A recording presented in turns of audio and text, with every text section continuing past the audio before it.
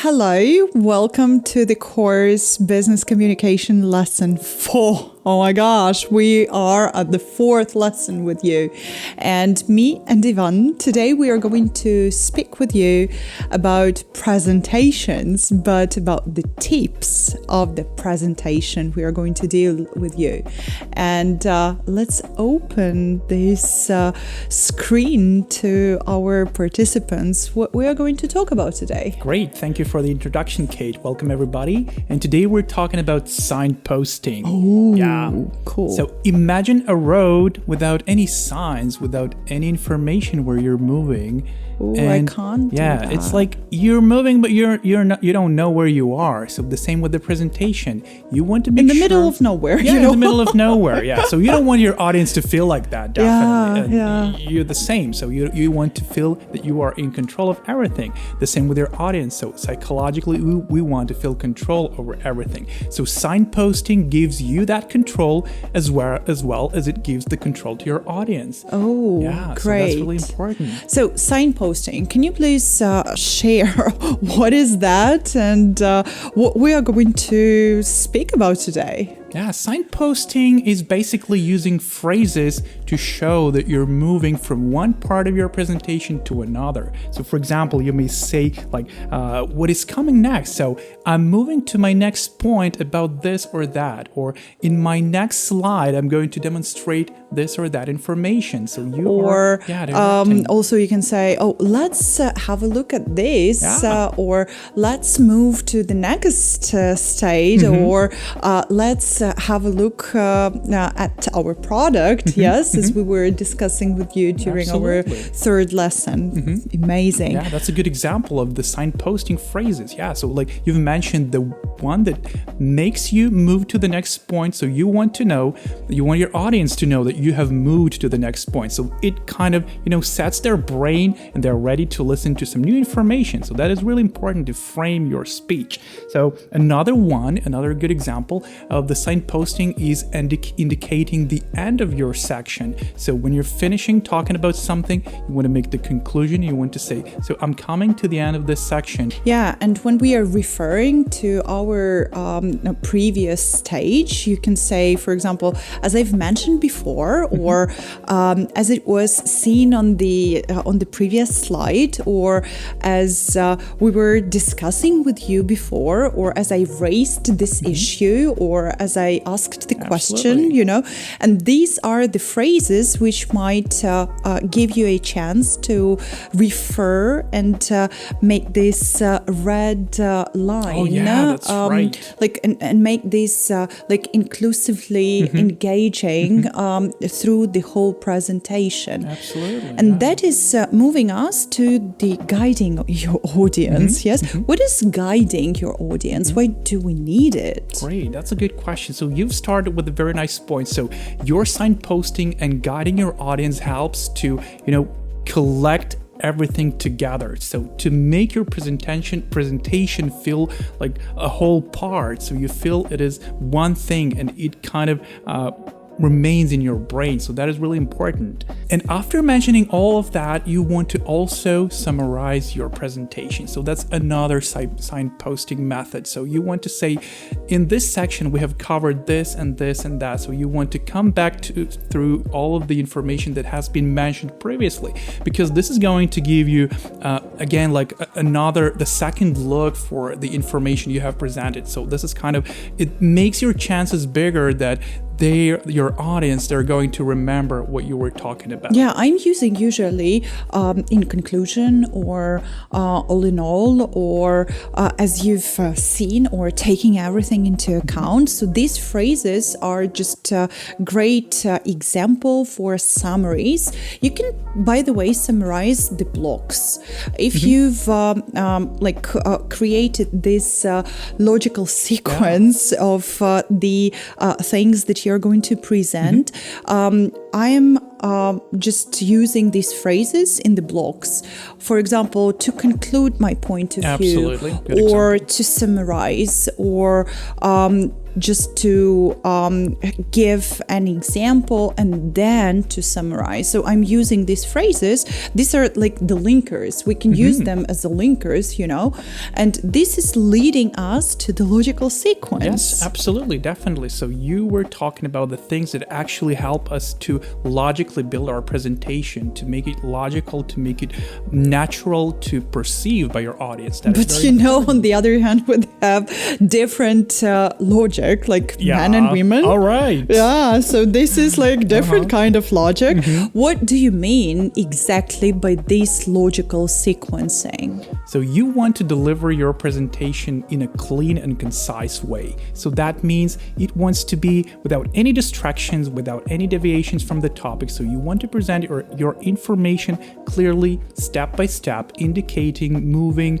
from one point to another. And again, as we were talking previously, you may introduce some jokes, you may introduce some impressive, could be pictures, could be demonstrations of your product, like videos, but again, they should be to the point. So they want to be included into that logic. So that is called the logical sequencing. So again, you want to demonstrate moving from one part to another, like you've mentioned, to move from one block to another, you use the special phrases. So you conclude and then you demonstrate you're moving to another one. Then again, you conclude and then you move. So this gives your audience the feeling that they are together with you, so they are following. That's really important. Yeah, when we are talking about the logical sequencing, this is my personal experience, that I am bringing, like, I'm just taking the piece of paper and I am just drawing the blocks. Okay.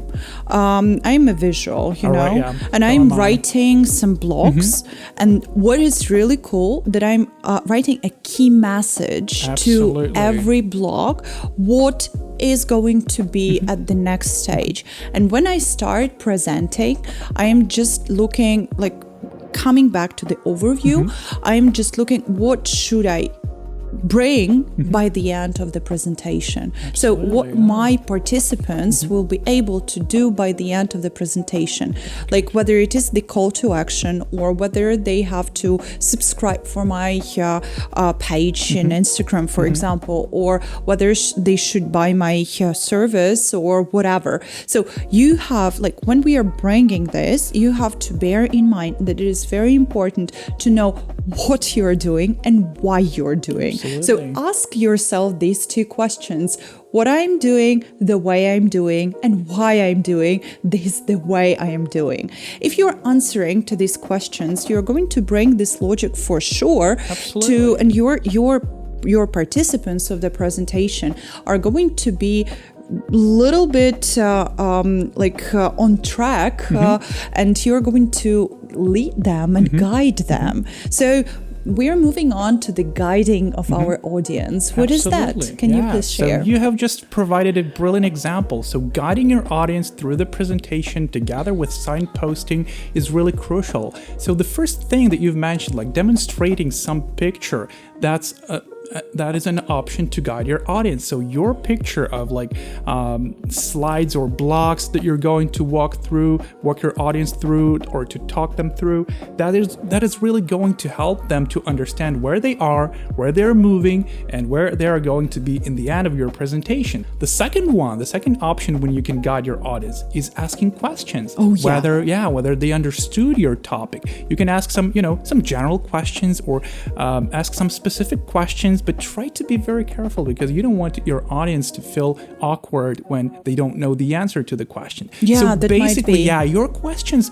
want to be just you want to get the feedback from your audience. So questions are very powerful. It's a very powerful tool. So it makes them feel that you are together with them, that you are interested, and it makes them feel that they are engaged. So they want to provide some feedback to you. And on your part, it's really nice to get that feedback, because you know how to move on with your presentation, because definitely, as you've mentioned, your audience might be very different. So depends on speaking about the questions, my piece of advice, personally, my piece of advice is to ask the questions, those personalized questions or personal questions, which are going to bring you your personal answers. And when the audience is going to be on the same track with you. So if you're, for example, presenting about the marketing strategies, you can ask, what was the brightest opening in marketing for you last year? You're dropping this question to the audience, and then you're saying, oh, amazing. I want to share with you what was my personal opening. Yes. And I can bring at this very stage my experience, and I can bring my personal story, how, for example, I was shooting the video and bringing the marketing campaign that we created, and we created different marketing campaigns in our company. So, for example, it was challenge accepted, right? Oh, yeah. And we can bring, this was my opening of the marketing, of my marketing department last year, and we are bringing this example as a visual. It can be both pictures or video, and you are at the same side. So first of all, think about your personal audience. They have to be in the context, in their personal context, and then you are sharing your personal context. And this is really, really powerful tool which can work and which can grasp the attention of the audience. Definitely. And that's our third point. So tell your story, definitely. So your story could be a signpost for them. So that could be an example just for them to revise the information you have presented. That could be a call to action, because your story, is an example for them. Your story is something that makes people impressed. Your story is something that makes your audience want to buy your products.